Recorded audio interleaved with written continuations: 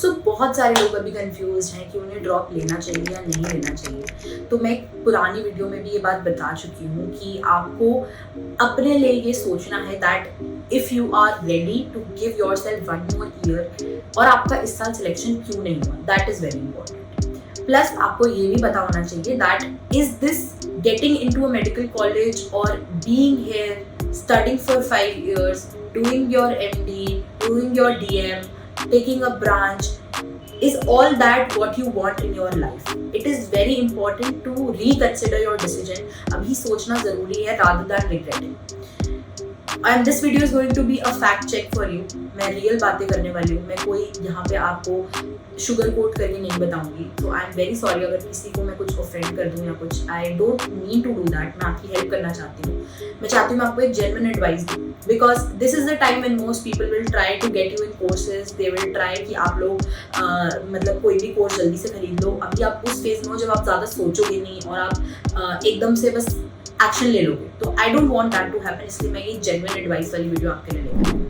So hi guys, this is Ishita Khurana and I am a final year MBBS student at Vardhman Mahavi Medical College and Safdarjung Hospital, New Delhi.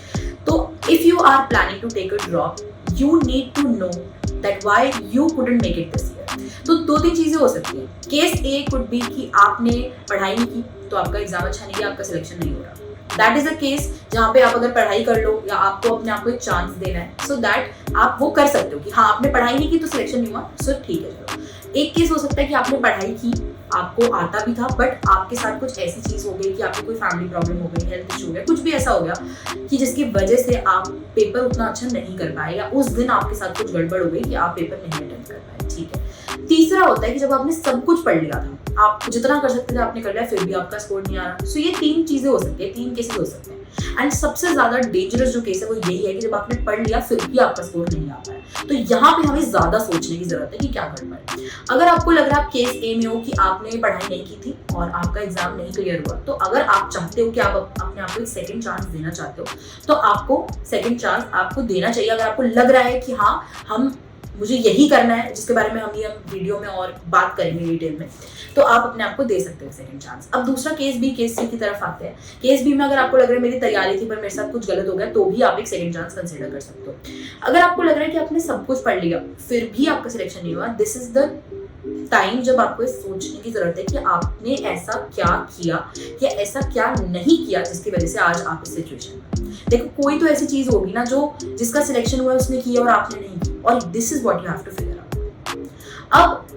अब ये आप कैसे समझोगे, कैसे सोचोगे? तो you need to take your time, take 1 week and think कि आपने शुरू से शुरू करो कि आपने कहाँ से क्या गलती करी, कि आपने कैसे पढ़ा, क्या बुक्स फॉलो करी, क्या आपने बुक्स गलत फॉलो करी, क्या आपकी गाइडेंस में थोड़ी दिक्कत थी, क्या आपने सिलेबस ढंग से कंप्लीट नहीं किया था, क्या आपका कोई सब्जेक्ट वीक था, क्यों वीक था, ये सब चीज़ें समझनी है। और इसके लिए मैंने एक डिटेल्ड वीडियो बनाई है नीट प्लान करके, जिसमें मैंने एक एक चीज़ बताई है। आप वो वीडियो देखो एंड देन मेक श्योर कि जो मैं बता रही हूँ आप उससे कितने अलग थे, आपने क्या उसमें क्या लूपहोल्स थे, क्या गलतियाँ की, वो देखो और समझो कि आपने क्या गलती करी।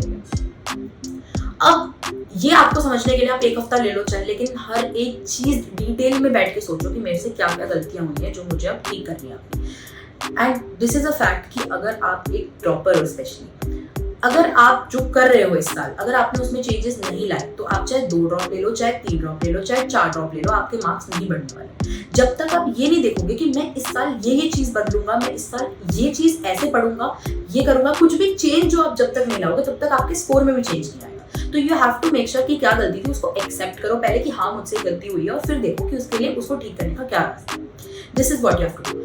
अब दूसरी इंपॉर्टेंट चीज, अगर आप ड्रॉप लेना प्लान कर रहे हो, अगर आपको लग रहा है आपका स्कोर बहुत कम है, आपको ड्रॉप लेना ही है, तो आपको बहुत ज्यादा वेट नहीं करना। अगर लग रहा है मान लो मेरा स्कोर बहुत कम है और मेरी यूपी से बिलोंग करता हूँ, मेरी स्टेट में कट ऑफ वैसे ही बहुत हाई जाता है, तो ये मत सोचो मैं 3 महीने पहले काउंसलिंग का वेट करूंगा, क्योंकि बी प्रिपेयर्ड कि मेरा स्कोर, अगर मान लो जनरल कैटेगरी स्टूडेंट हूँ, मेरा 300 का स्कोर है, कट ऑफ जा रही है 600 की, तो मुझे लग रहा है कि भाई अब कोई फायदा नहीं है 3 महीने वेट करने का। या तो आप बॉर्डर लाइन हो, तो बॉर्डर लाइन पे आपको लग रहा है कि मेरे 590 है, 580 है, तो चलो ठीक है मैं चांस ले सकता हूँ। पर अगर आपका 300 का स्कोर है तो आप अपना टाइम इस चीज में वेस्ट मत करो, स्टार्ट अर्ली, और ये आपको बेनिफिट करता है आगे। मैंने जब मेरा फर्स्ट अटेम्प्ट था, मेरे को पता था कि मेरा नहीं होगा इस साल, कट ऑफ हाई जाएगी, मैंने अपना छोड़ दिया कि ठीक है चलो काउंसलिंग में तो मैं चली जाऊंगी एक बारी को, मुझे जाके एक्सपीरियंस ही हो जाएगा। पर मैंने जल्दी ही शुरू किया था, 1 हफ्ता लिया 2 हफ्ते लिया, मैं ट्रिप पे घूमने गई अपने घर वालों के साथ मस्त एकदम आके फ्रेश माइंड से मैंने शुरू कर लिया था, क्योंकि मुझे पता था मुझे ड्रॉप लेना है। अगर लेना है आपको ड्रॉप तो बहुत लेट मत करो, 1 हफ्ते 2 हफ्ते में सोच लो कि मुझे क्या करना है। That will save you time, that will give you an extra edge for sure, ठीक है। अब तीसरी इंपॉर्टेंट चीज, क्या आपको ड्रॉप सच में लेना चाहिए? अब देखो मैं एक मेडिकल स्टूडेंट हूँ और अब मैं फाइनल ईयर में हूँ, मैंने बहुत सारी चीजें यहाँ पे देख ली हैं कि क्या होता है कैसे होता है, इतना एक्सपीरियंस तो मुझे हो गया है कॉलेज का। एंड ऐसे लोग हैं जो यहाँ पे रह के खुश हैं, जो रिग्रेट नहीं करते, बट ऐसे भी लोग हैं जो यहाँ रहने के बाद रिग्रेट करते हैं। बहुत सारे हम लोग सुसाइड के केसेस भी देखते हैं और उन्हें ये लगता है कि यार मैं किसी प्रेशर में, या शायद वो पेरेंट्स का प्रेशर हो, चाहे दोस्तों को देखा देखी हो, पर मैं यहाँ आ गया पर शायद मैं यहाँ बिलोंग नहीं करता, शायद मुझे नहीं आना चाहिए था। तो मैं नहीं चाहती कि कोई भी ऐसा आपकी तरह स्टूडेंट जिसको प्रॉपर ये चीज़ की नॉलेज ना हो, वो ऐसी फील्ड चूज कर ले जहाँ पे आपको पता ही ना हो कि आगे क्या है। देखो मैं ये किसी को डराना नहीं चाहती, मैं किसी को डीमोटिवेट नहीं करना चाहती। Medical is a profession which is considered to be a very good profession in terms of everything, जो रिस्पेक्ट है, जो फाइनेंशियल्स है, सब कुछ अच्छा ही है।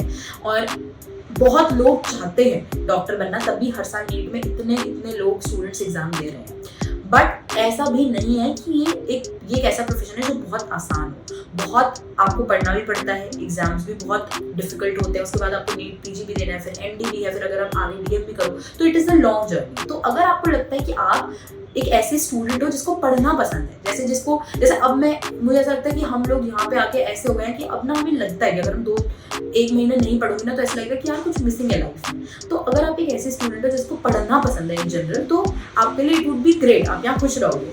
आपको मैनेज करना पड़ेगा, आपको इधर उधर, आपको पसंद है मतलब एक ऐसा लाइफ स्टाइल जहाँ आप बिल्कुल एकदम प्रोडक्टिव हो और मैनेज कर रहे हो चीज़ें, तो आप ये फील्ड हो। बट अगर आपको लगता है कि यार मैं इतना लंबा नहीं पढ़ना चाहती हूँ, मैं इतने साल अपनी लाइफ के मैं पढ़ना में नहीं डालना चाहती हूँ, तो ये मत सोचो कि आप किसी के प्रेशर में ही लो।